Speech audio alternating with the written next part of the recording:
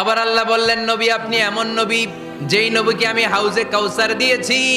লক্ষ লক্ষ নবীদের কাউরে কিয়ামতের দিন আমি হাউজে কাউসারের মালিক বানাবো না, শুধুমাত্র কেবলমাত্র একমাত্র আপনি ছাড়া।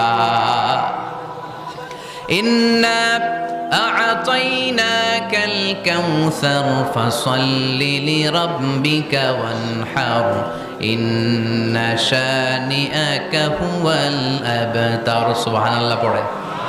এই হাউজে কাউসারের পানি খেতে চান? পান করতে চান?